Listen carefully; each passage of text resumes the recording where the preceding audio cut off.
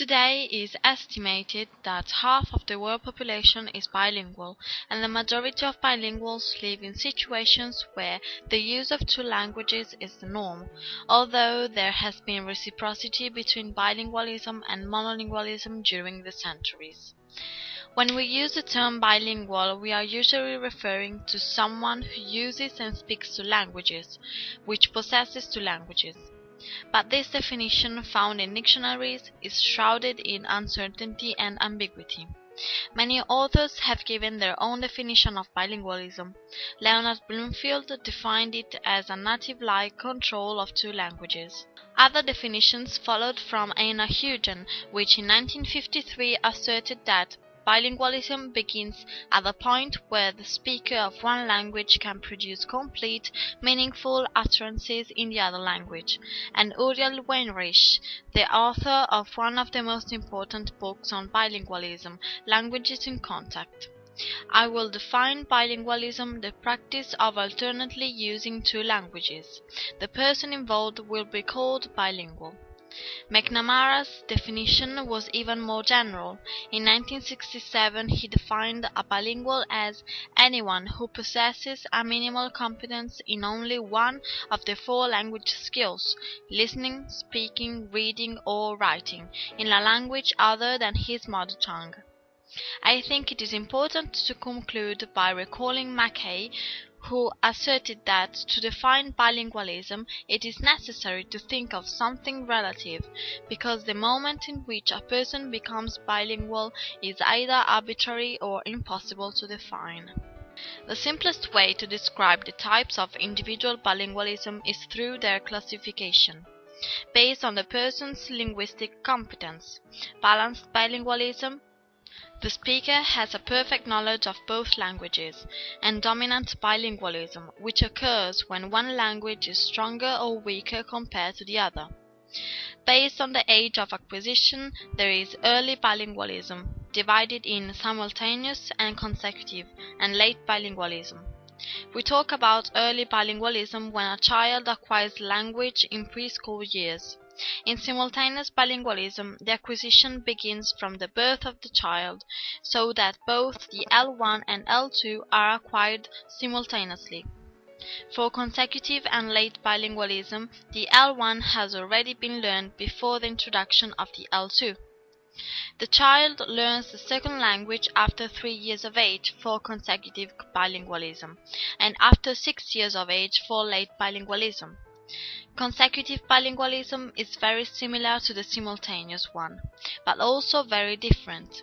In fact, apart from the age difference, it is necessary to think that L2 acquisition takes place at a more advanced developmental stage than that attained by children at the onset of language acquisition, and L2 learners already possess linguistic knowledge in their L1, based on cognitive organization. Compound, coordinate, and subcoordinate bilingualism. Compound bilingualism is where the person learns the two languages in the same context, so that there is a fused representation of the languages in the brain, and they are interdependent. This is the case of simultaneous bilinguals. Coordinate bilingualism has two sets of meanings and two linguistic systems tied to them, so the languages have been acquired before puberty, but not simultaneously. The subcoordinate bilingualism has a primary set of meanings established through the first language, and another linguistic system attached to them, based on the language's social prestige within the community. Additive and subtractive bilingualism. Additive bilingualism offers the possibility of social development and provides positive elements to the child's growth. In this case, the language is considered prestigious. It has a great value inside the community and in the family. On the other hand, subtractive bilingualism puts the child in a disadvantaged position, without offering any kind of development or prestige. L1 and L2 are not complementary, but even in competition. The prestigious language replaces the weaker one. In the study of bilingualism, one has to stop on the advantages and disadvantages that characterize this phenomenon.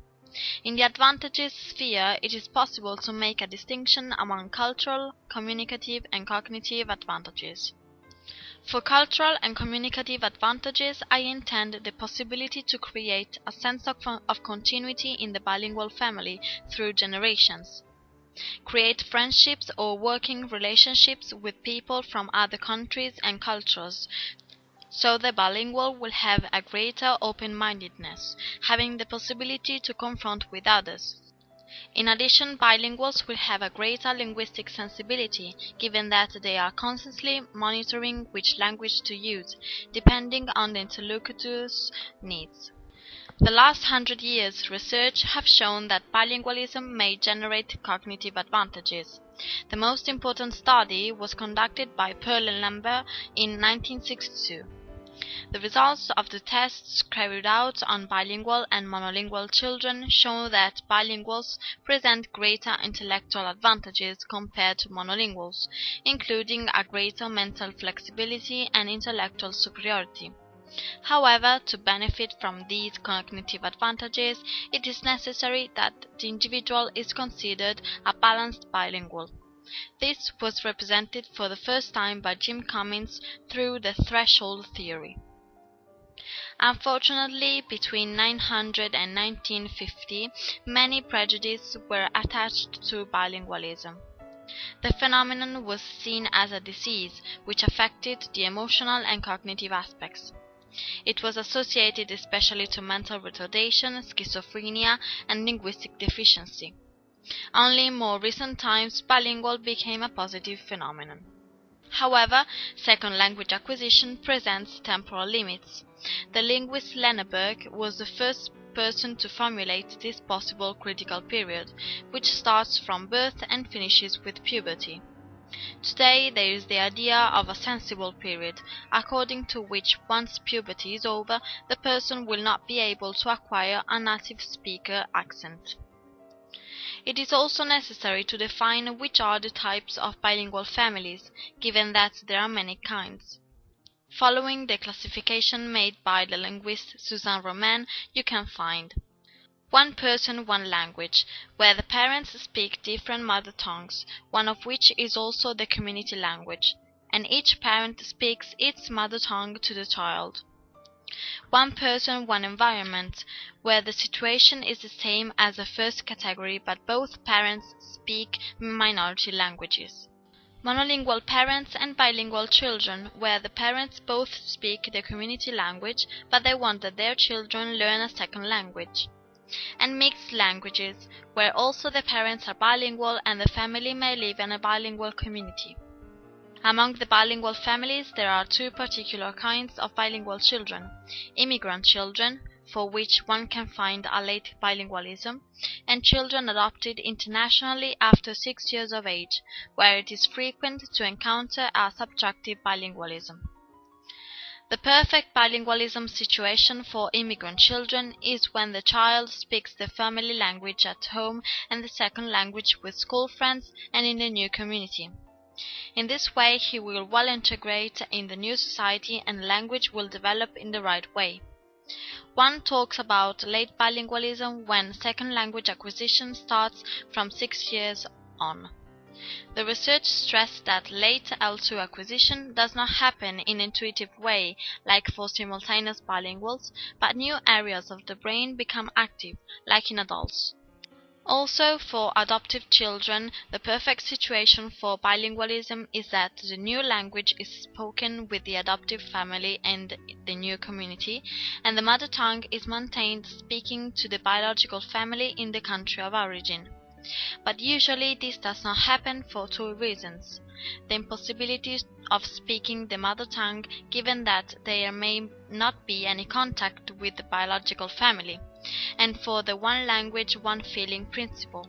In fact, the child's L1 may bring bad memories of people or feelings of the past, so he or she may totally refuse the language of those memories. In these cases, subtractive bilingualism occurs. Indeed, the subtractive bilingual is someone who forgets or puts aside his mother tongue while proceeding in L2 learning. I decided to base my degree dissertation on this subject because it is a matter that concerns me personally, given that I consider myself as an Italian-English bilingual. In fact, my mother is English and my father Italian, even though I have always lived in Italy with them and my older brother. Although we were surrounded by Italian relatives and friends, my mother always had the idea of bringing up my brother and me as bilinguals. It came naturally, and not speaking English to us was simply impossible for her. I am talking about a simultaneous bilingualism, given that we were exposed to both languages from birth. Despite that, there were some differences between my bilingualism and my brother's, especially due to extra-linguistic factors.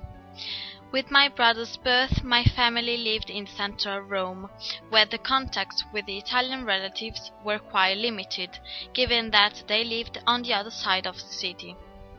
Besides, my brother was the first nephew and grandson of the family, so he did not have any cousins with which he could spend time speaking in Italian.